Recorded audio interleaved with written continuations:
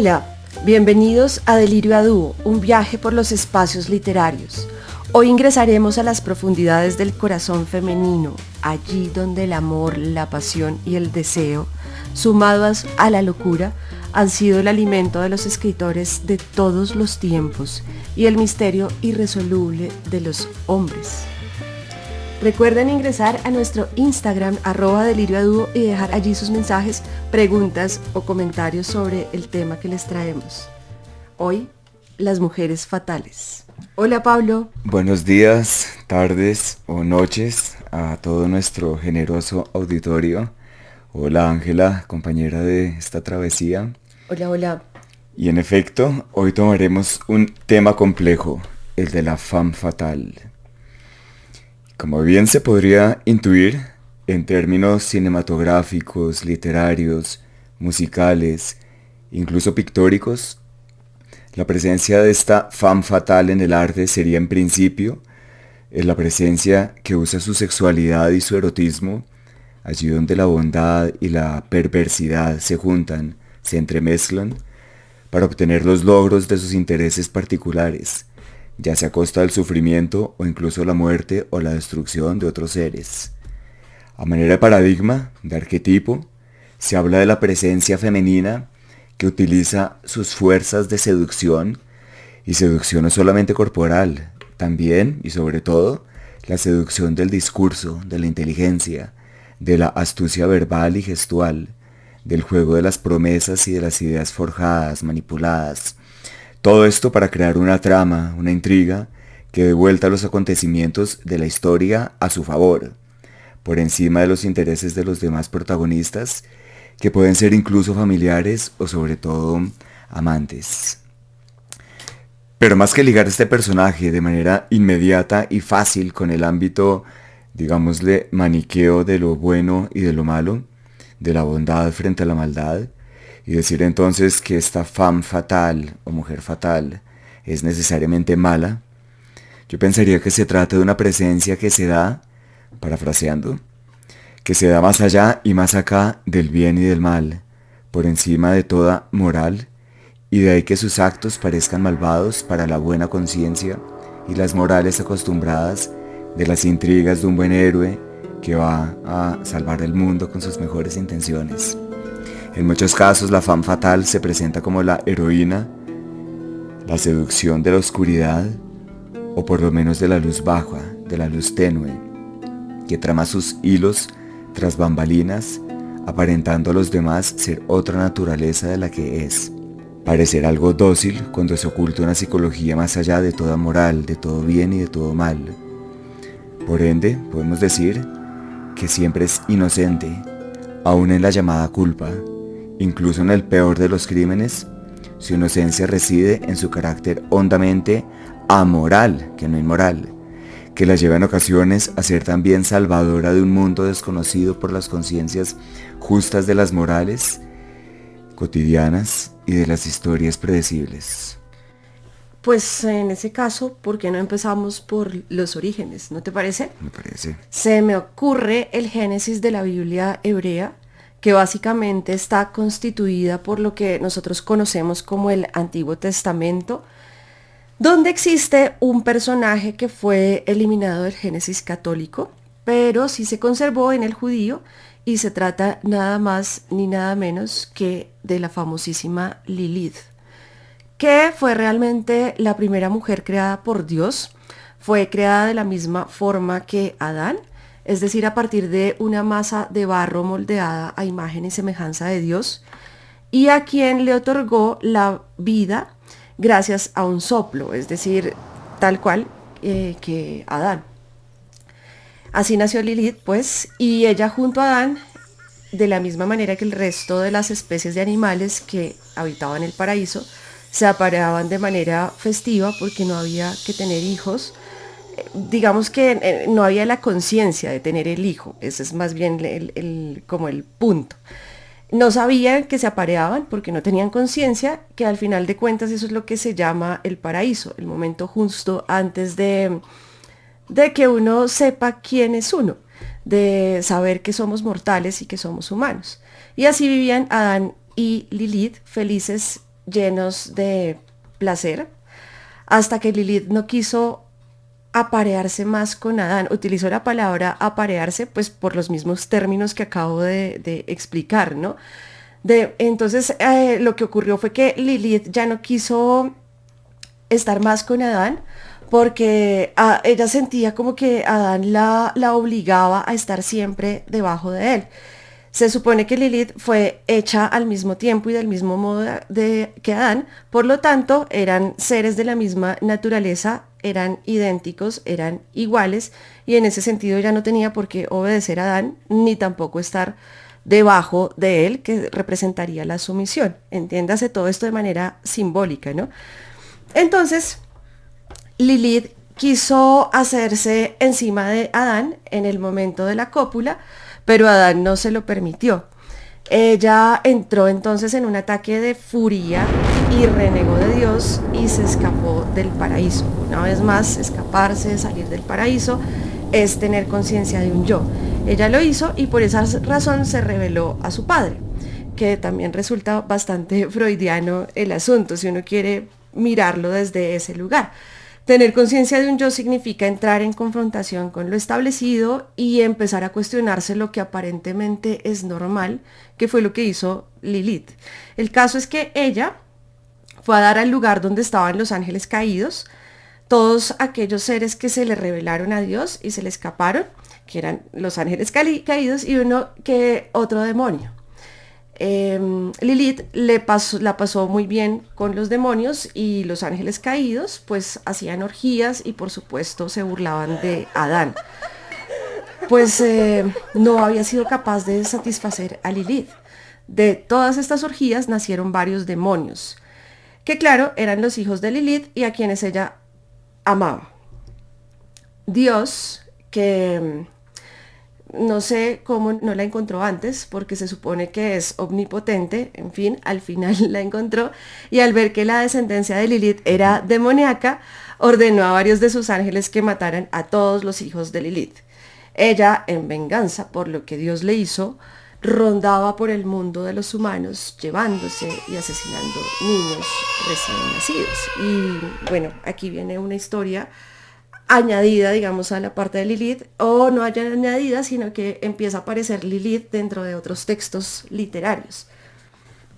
Sí, pues siempre hay que recordar que Lilith o Lilith es un personaje mítico, es icónico, representa a la primera mujer, como mencionabas, esa mujer de carácter indómito, donde la sumisión no existe, que realmente decide sobre su propio destino, como lo veremos más adelante con la diosa maldita Aracné.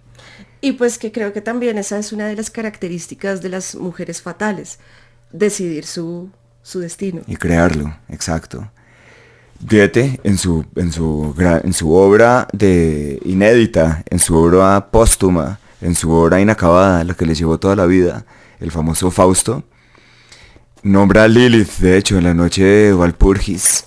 Fausto y Mefistófeles van caminando en medio del carnaval. Estamos hablando de la historia, se recrea alrededor del siglo VIII, medioevo.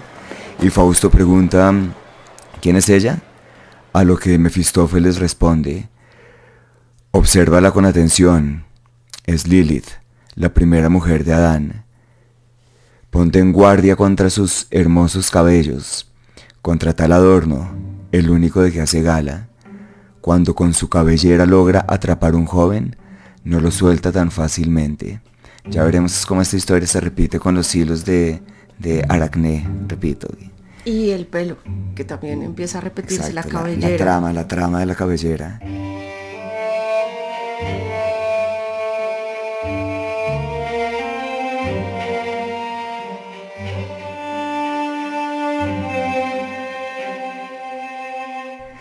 Y aquí siempre es bueno hacer una leve pausa histórica, hacer una leve aclaración terminológica. El término femme fatale se utiliza ciertamente, sobre todo en francés, sí, es un extranjerismo, un galicismo, De hecho, quien inventó el personaje como concepto, quien creó el término, como lo conocemos en territorio literario, fue un escritor, el escritor y dramaturgo Georges Darien, parisino él, obvio, quien hacia 1897 escribió una novela titulada El ladrón, Le Voleur, en la que la intriga sucede al final del siglo XIX, donde el protagonista, que se llama Randall, es un ladrón profesional. Conoce a una mujer de la que se enamora, que es René, que a su vez es la progresiva líder de una serie de pandillas de crimen organizado. Las pandillas la componen sus amigas, por supuesto. René figura en la novela como la encarnación de la mujer que contesta a ese régimen pequeño burgués de los roles mercantiles, régimen honda y unidimensionalmente, digamos, de masculino del siglo XIX, que luego veremos recrearse bajo distinta tramoya en el XX y el XXI en un ortodoxísimo etcétera. La historia continúa en 1912. Bernard Shaw, dramaturgo irlandés, autor de Cándida, de César y Cleopatra, de la lucha de sexos, Bernard Shaw introdujo el término en el diccionario, definiendo a la femme fatale literalmente como, y abro comillas, mujer peligrosa y hermosa que, mediante sus irresistibles encantos, atrae a los hombres hacia la destrucción e incluso la muerte. Aquí termina Shaw. Pero ahora, no se necesita que exista un Bernard Shaw o Darien para que hablemos de esta presencia que, tal como lo decías, tal como lo veíamos, viene de muchos siglos atrás, que es figura, como dirá la actriz Kathleen Turner, del terror que le da al pensamiento de Estado, la fuerza misteriosa y femenina que no cesa de escapársele, de jugar con él, incluso de manipularlo. Fuerza femenina que se escapa a la celda de un control externo, que se escapa de la celda, que es el zigzag, el desliz, el carácter escurridizo que plantabas en un principio. Claro, Escapa. todas se fugan de ellas Es mismas. sinónimo de fuga, de hecho. De fuga hacia adelante, finalmente. Fuerza femenina que se escapa de una celda, de todo tipo de control, un control externo, ya sea de una iglesia, de un hogar, donde sea que habiten sumos pontífices y que existe, por ende, desde tiempos inmemoriales. Lo encontramos en Istar, y esta vez se trata de una diosa babilónica, diosa del amor sexual, cuyo culto producía desmesuradas orgías. Istar, en la mitología babilónica esta vez, fue hija de una deidad lunar. Se la representaba como una divinidad erótica, protectora de los comerciantes sexuales y de los amores extramaritales, lo cual para Babilonia no era tan importante porque en esos tiempos y para Babilonia el matrimonio no era entendido en lo absoluto como lo entendemos nosotros hoy, sino como un tipo de regulación oficial al servicio de la conservación de un régimen, pues que era el régimen mesopotámico. Y lo curioso es que siempre la femme fatale se va asociando a la oscuridad. En este caso acabas de mencionar que es hija de la luna. Exacto, exactamente. Y así los relatos se multiplican en todas las culturas. Esta es la historia, por ejemplo, de un triángulo amoroso y de una tragedia por el capricho de una mujer. Salomé, otra de las mujeres fatales que aparecen en los relatos bíblicos. Herodes era el rey de Judea y tenía una relación no legalizada por un tipo de rito con Herodía, cosa que el pueblo veía con desdeño. Herodías tenía una hija de su anterior matrimonio. Se trataba de la joven más hermosa del reino. Ella era Salomé, quien había sido educada por sacerdotisas que le habían enseñado las artes de la hechicería, el encantamiento y la danza, que además son todas artes muy de la mujer fatal. Por esta misma época y lugar había un hombre llamado Juan el Bautista, que yo creo que todos más o menos sabemos quién es Juan el Bautista, que estaba diciéndole a la gente que pronto llegaría el Mesías, aquel que verdaderamente los iba a gobernar. Herodes se enteró de lo que Juan Bautista andaba diciendo y lo capturó, lo encerró en uno de los calabozos mientras decidía qué hacer con él o mientras Juan Bautista se retractaba de lo que estaba por ahí diciendo y predicando.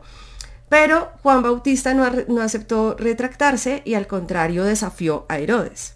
En medio de toda esta situación, la hermosísima y misteriosa Salomé había estado por ahí imperceptible, así como que nadie la ve, como que no parece que no se diera cuenta de nada, pero pues estaba al tanto de absolutamente todo.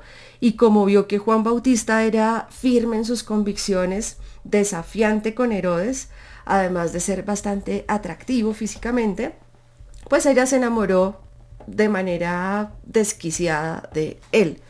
Lo buscó en el calabozo y trató de seducirlo, pero Juan Bautista era un hombre místico, así que la rechazó. Ella entró en un ataque de cólera porque quien es capaz de rechazar a ella, la más hermosa de las hermosas, entonces decidió emprender una venganza. Y aquí es donde vamos a ver al ícono de la mujer vengativa, capaz de lo más bajo con tal de conseguir lo que quiere y no permitir que le sea aplacada su soberbia. Salomé es el símbolo del orgullo, de la altivez femenina y de la inteligencia fría y calculadora. Así que Salomé sabía que Herodes, su padrastro, moría de deseo por ella porque él mismo se lo había dicho. Él estaba dispuesto a entregarle todo lo que ella le pidiera si aceptaba acostarse con él. Pero ella no lo aceptaba porque él era el amante de su madre.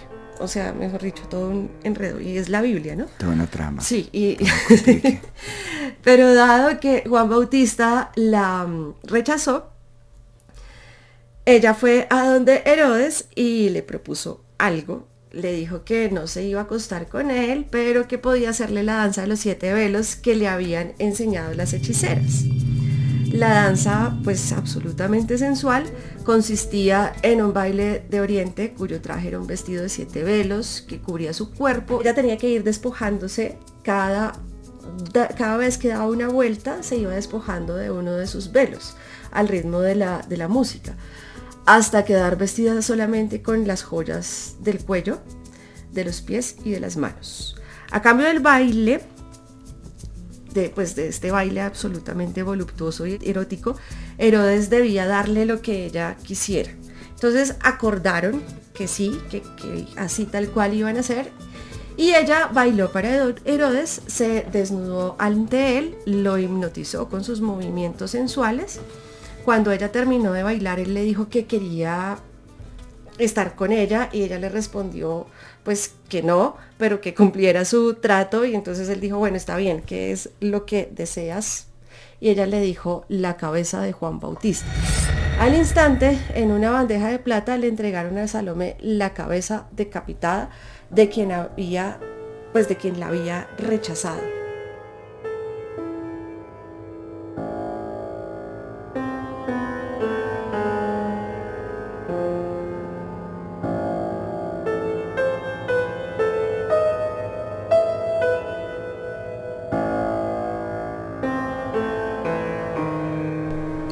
Y bueno, la historia de Salomé que acabamos de conocer es una historia que se va a repetir dentro de muchos textos literarios, y uno pues que me acuerdo en este instante es en el siglo XIX un texto de Oscar Wilde que hizo una obra de teatro en la que adaptaba la historia de Salomé a una versión libre, en donde Salomé aparece al final como en un trance de locura, en una danza con la cabeza de Juan Bautista, que parecía más bien un espectáculo demoníaco, donde ella terminaba besando los labios inertes y fríos de su amado muerto, pues de la cabeza de su amado. Es claramente el juego del erotismo y la muerte en un acto teatral, y una obra de teatro que tuvo unas críticas fuertes, pues por el mismo contenido de la obra. Sí, claro, cosa que continuaremos indagando en las siguientes sesiones. Hasta ahora es solo una primera entrega. Para terminar esta primera parte, digámosle, de esta saga, ya retomaremos las múltiples perspectivas contemporáneas, mucho más contemporáneas, Por lo pronto, y para dar cierre a esta primera entrega, y perdurando un poco, una gota más, en el clima del más antiguo de los recomienzos, no se puede escapar en esta historia que apenas empieza, ante la fuerza y la voz impositiva de un Sansón, el arquetipo de héroe por excelencia, el asesino de leones, que se erige de manera serpenteante ante él, la figura de la filistea Dalila. Acordémonos que ella obtuvo su conocido secreto, cortó sus cabellos, acabó con su heroísmo propio de una Israel representante del poder hegemónico de ese momento. Recordamos a Agar, la esclava egipcia que fue llevada al lecho de Abraham y que tuvo con él un hijo, Ismael, creador de la raza del desierto, de los pueblos árabes sin estado. Mientras que Isaac, hijo de Abraham con Sara, devino el símbolo del pueblo elegido. La femme fatale no busca ser elegida, es ella la que elige y deambula en el desierto nómada e indómito. Holofernes, por ejemplo, el gran general que luchó tantas batallas para la gloria de Nabucodonosor II, el importante rey babilónico, a Holofernes le cupo también el turno de encontrarse con la mujer fatal que lo decapitaría, Judith, la intrigante y bella judía que no deseaba que su pueblo pereciera en manos de Nabucodonosor. Conquistó al general, a Holofernes, lo llevó a su cama, y cuando éste, pobre ebrio tosco y apetente, intentó sujetarla entre sueños y torpezas, recibió la tremenda estocada en el cuello. Era el puñal de Judith, liberadora de los suyos y de sí misma. Ahora, esta narración ha sido todo un banquete para la pintura y para la escultura. Donatello talló la escena del mal llamado crimen, pues realmente fue una emancipación, en la que una impasible Judith sostiene el cuerpo retorcido de su víctima. Botticelli, también en el Renacimiento, recrea esta femme fatale sosteniendo la espada y la cabeza del acosador. Su mirada expresa vanidad y desinterés al mismo tiempo. También está André Mantegna, en el Renacimiento, el gran hacedor de escorzos, quien pintó una Judith indiferente que arroja lentamente la cabeza de Holofernes a una bolsa como si se tratara de una mala comida que ya no desea. Pero mis favoritos, Caravaggio y Gustav Klimt, uno barroco, el otro simbolista, quienes muestran la pasión de la sangre en el primer caso y la serenidad altiva, orgullosa y coqueta de la asesina en el segundo. Nos veremos en una segunda parte de esta breve saga, donde resaltarán los nombres de Circe y de la hechicera Medea, de Ariadna a Helena de Esparta, convertida por interés en Helena de Troya, desatando una de las más memorables guerras épicas de la cultura griega, y arribaremos a Puerto Oscuro, entre los hilos y tramas de Aracné y los monstruos de Mary Shelley. Y por supuesto que no se nos olvide hablar de Ana Karenina, de la señora Bovary, de la dama del perrito también, y bueno, hay como infinitas. Ahora, se me ocurre, acabas de mencionar algo que me parece muy interesante y es las mujeres fatales dentro de la pintura, no solo en la literatura, sino en la pintura. Y pues tenemos un Instagram, si se les ocurre alguna pintura donde esté alguna de las mujeres fatales que hemos nombrado, que no hemos mencionado, pero que son parte de la literatura y la mitología, podrían mandárnoslas al Instagram y publicarlas allí. Puede ser, ¿no? Y así todos vamos aprendiendo un montón. Excelente sería. Y bueno, así terminamos el día de hoy. Esta primera entrega, este primer encargo, este primer folletín sobre las mujeres fatales en la literatura. Los acompañamos el día de hoy, Pablo García Arias, y quien les habla, Ángela Rivera Soriano. Este programa no habría sido posible sin la edición y mezcla de sonido de Ana María Soriano Pérez, a quien también le agradecemos profundamente. Y recuerden que nos pueden escuchar por YouTube, donde estamos como Delirio a Vivo Literatura. También nos pueden encontrar en Spotify como Delirio a Dúo Literatura, y también nos pueden seguir por nuestra red social, que en este momento es Instagram, @Delirio a Dúo. Un abrazo, chao. Hasta pronto.